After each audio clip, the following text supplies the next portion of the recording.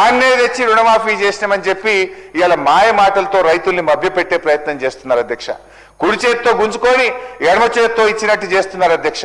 ఇది వీళ్ళు చేసినటువంటి రుణమాఫీ అధ్యక్ష. నాడు కేసీఆర్ పాలన అంటే రైతు బంధు పాలనని, నేడు యనుమల వారి పాలన అంటే ఎగవేతల పాలనగా మారిపోయింది అధ్యక్ష.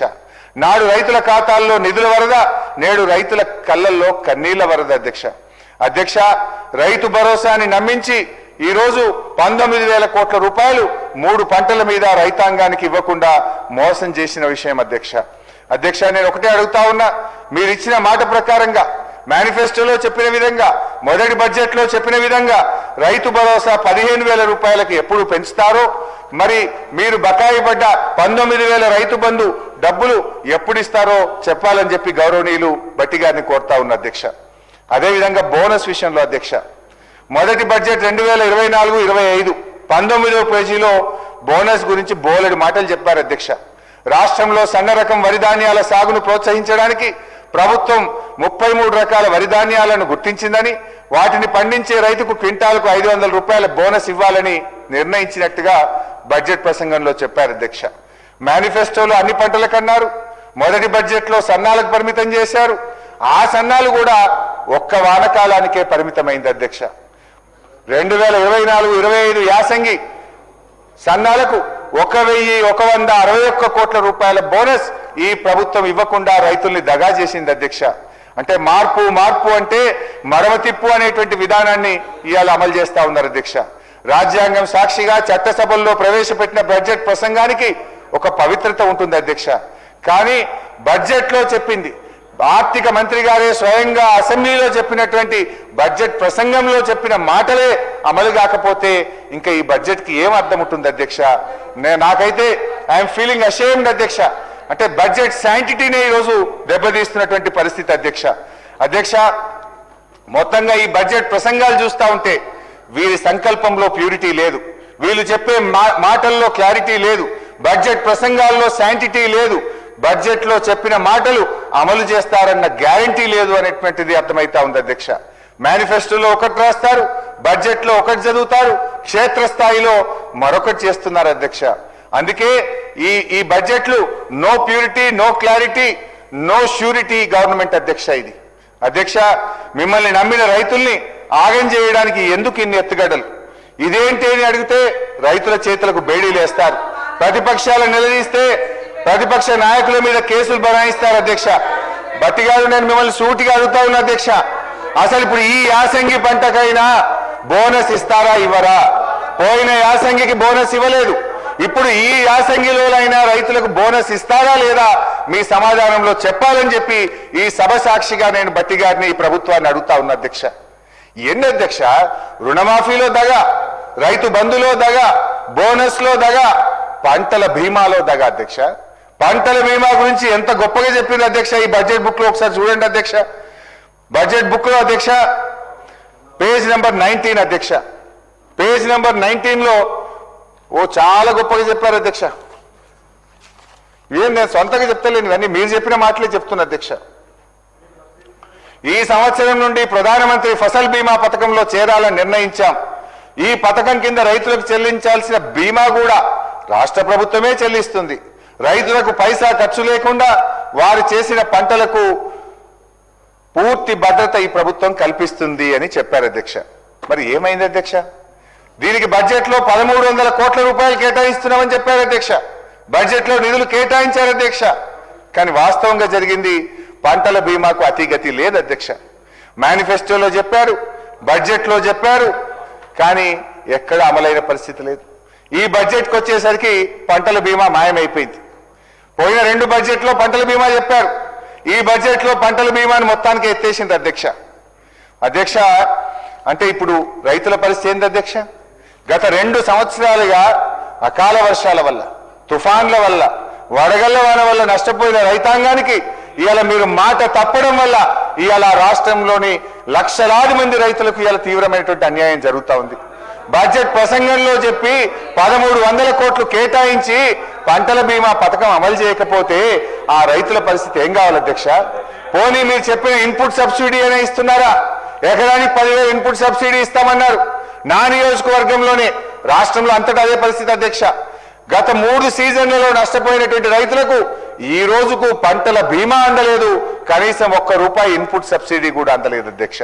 అంటే అధ్యక్ష, బోనస్ బోగస్ అయిపోయింది, బీమా బూటకం అయిపోయింది.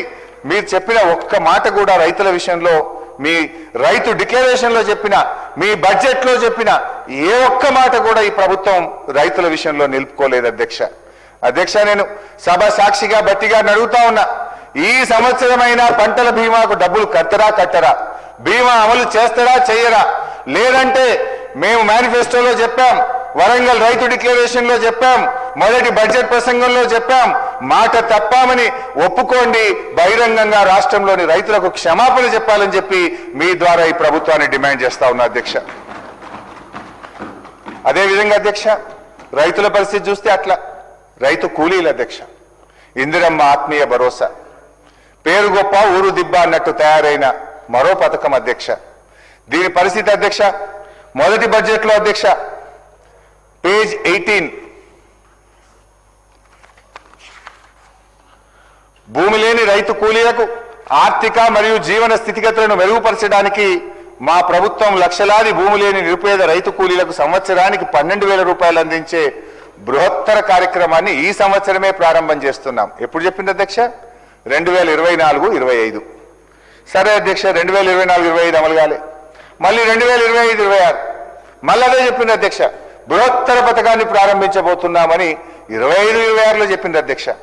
మళ్ళా చూస్తే అధ్యక్ష 26-27లో కూడా మళ్ళీ 6,000 కోట్లు పెట్టిండ్రు. అంటే అధ్యక్ష, మీరు 24-25లో పెట్టిండ్రు, ఒక్క రైతు కూలీకి ఇవ్వలే, 25-26లో పెట్టిండ్రు, ఒక్క రైతు కూలీకి ఇవ్వలే, మళ్ళీ 26-27 ఈ సంవత్సరం కూడా మళ్ళీ పెట్టిండ్రు అధ్యక్ష. ఏంది అధ్యక్ష, పాపం రెక్కలు ముక్కలు చేసుకొని ఎండనక వాననక కష్టపడే గా రైతు కూలీలను దగా చేయడానికి మీకు ఎట్లా మనసు వచ్చింది బట్టి గారు అని నేను అడుగుతా ఉన్నా. కనీసం మీ ఆత్మీయ భరోసాలో, ఇందిరమ్మ ఆత్మీయ భరోసాలో ఆత్మీయత లేదు, భరోసా లేదు. ఆత్మీయత కరువైపోయింది కూలీలకు, భరోసా కూడా కూలీలకు కరువైపోయింది అధ్యక్ష. 2 బడ్జెట్లో నిధులు కేటాయించి అమలు చేయకపోవడం ఆ నిరుపేద కూలీలకు ఈ సర్కారు చేసినటువంటి క్షమించరానటువంటి ద్రోహం అధ్యక్ష. ఇది అధ్యక్ష, పాపం పెద్దలు కీర్తిశేషులు ఇందిరాగాంధీ గారు భౌతికంగా మరణించారు, కానీ ఈ ప్రభుత్వం చేస్తున్న వాగ్దానాలు నైతికంగా వారు మరణిస్తా ఉన్నారు. వారి పేరు పెట్టి, ఇందిరమ్మ పేరు పెట్టుకోనన్న పథకం అమలు చేయరా అధ్యక్ష? కళ్ళు తెరవండి బట్టి గారు, అంకెల గారడి కాదు, ఇచ్చిన మాట ప్రకారంగా నిరుపేద కూలీల కడుపు నింపాలని చెప్పి మీ ద్వారా ఈ ప్రభుత్వాన్ని కోరుతా ఉన్న అధ్యక్ష. అదేవిధంగా అధ్యక్ష, ఇవన్నీ నేను ఏవి కూడా సొంతం చెప్తలేను అధ్యక్ష, బడ్జెట్ బుక్కుల్లో హామీలు ఇచ్చి మాట తప్పినవే నేను గుర్తు చేస్తా ఉన్నా అధ్యక్ష. అదేవిధంగా అధ్యక్ష, ఇప్పటిదాకా కూలీల కథలు విన్నాం, రైతుల వెదలు విన్నాం, ఈ ప్రభుత్వం కూలీలను రైతుల్ని ఎట్లా మోసం చేసిందో విన్నాం అధ్యక్ష. అదేవిధంగా అధ్యక్ష, ఈ ప్రభుత్వం యొక్క నమ్మక ద్రోహానికి బలై నెత్తురు చిందించిన నిరుద్యోగుల వెతలు కూడా వినిపించే ప్రయత్నం చేస్తా అధ్యక్ష. ఓటాన్ అకౌంట్లో అధ్యక్ష, ఓటాన్ అకౌంట్ బడ్జెట్లో బట్టి గారు ఏం చెప్పారంటే అధ్యక్ష, చెప్పిన మాట ప్రకారంగా జాబ్ క్యాలెండర్ తయారు చేసి ప్రక్రియ ప్రారంభించాము అని ఓటాన్ అకౌంట్లో చెప్పారు అధ్యక్ష. మొదటి బడ్జెట్ అధ్యక్ష, నియామక ప్రణాళిక క్యాలెండర్ను త్వరలోనే ప్రకటిస్తున్నాము అని మొదటి బడ్జెట్లో చెప్పారు అధ్యక్ష. రెండో బడ్జెట్ అధ్యక్ష, రెండో బడ్జెట్లో గత ప్రభుత్వం నది దాటే వరకు ఓడమల్లయ్య, దాటిన తర్వాత బోడమల్లయ్య అనే విధంగా ప్రవర్తించిందని మమ్మల్ని విమర్శించారు రెండో బడ్జెట్లో అధ్యక్ష.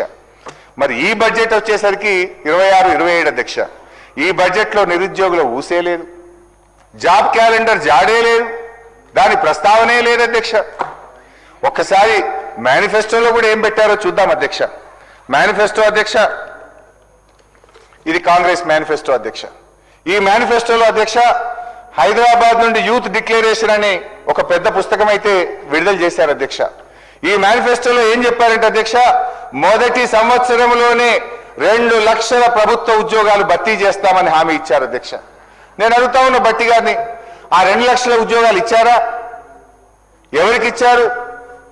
మొదటి సంవత్సరం గడిచిపోయింది, రెండవ సంవత్సరం గడిచిపోయింది, మరి చేయండి. ఒకవేళ ఉద్యోగాలు ఇచ్చుంటే నిరుద్యోగుల విజయోత్సవాలు కూడా జరపండి బట్టి గారు. ఎందుకో చేస్తలేరు నిరుద్యోగుల విజయోత్సవాలు. అంటే ఇక ఈ ముఖ్యమంత్రి గారు అయితే మరీ విడ్డూరం అధ్యక్ష. నిరుద్యోగులకు ఉద్యోగాలు ఎక్కువైపోయి ఇక నోటిఫికేషన్లు చాలు అంటున్నారని చెప్పి సెలవిస్తారు ఆయన. పోదామా మరి? నేను అడుగుతా స్పీకర్ గారు, ఒక పావు గంట హౌస్ అడ్జెంట్ చేయండి సార్. ఇక్కడనే కదా సార్ అశోక్ నగర్. బట్టి గారు మేము అందరం కలిసి అశోక్ నగర్ సెంట్రల్ లైబ్రరీకి పోయి అడుగుదాం. మరి నిరుద్యోగులు నోటిఫికేషన్లు చాలు అంటున్నారా? మీరు ఇచ్చిన ఉద్యోగాలతో వాళ్ళు సాటిస్ఫై అయ్యారా? వాళ్ళ మాటలు ఏందో ఒక్కసారి పోయి వినేద్దాం. ఎందుకు అధ్యక్ష ఈ రకంగా నిరుద్యోగ యువతి యువకులను వంచిస్తారు అధ్యక్ష? నాడు ఓట్ల కోసం అశోక్ నగర్ సెంట్రల్ లైబ్రరీ చుట్టూ తిరిగారు. నిరుద్యోగుల మెడలో కాంగ్రెస్ కండువాలు వేసి జిల్లాల్లో వారిని తిప్పి ప్రచారం చేయించుకున్నారు. ఇప్పుడు అదే అశోక్ నగర్ లో ఉద్యోగాలు అడిగిన విద్యార్థుల వీపులను విమానం మూత మోగిస్తా ఉన్నారు అధ్యక్ష. తలలు పగలగొట్టారు. చివరికి చదువుల తల్లి నివసించే సిటీ సెంట్రల్ లైబ్రరీకి కూడా నెత్తురు మరకలంటిచ్చారు అధ్యక్ష. ఎన్నికల ముందు డిక్లరేషన్ తో మీకు అధికారం దక్కింది. బట్ ఎన్నికలు అయిన తర్వాత నిరుద్యోగులకు ఏం దక్కింది అధ్యక్ష? నిరుద్యోగులకు పాపం దక్కింది, డిప్రెషన్ దక్కింది, సప్రెషన్ దక్కింది అధ్యక్ష. అధ్యక్ష, ఎన్నికలు దాటడానికి నిరుద్యోగులను ఓడలా వాడుకొని గెలిచిన తర్వాత వాళ్ళను బోడమల్లేలు చేసింది ఎవరో.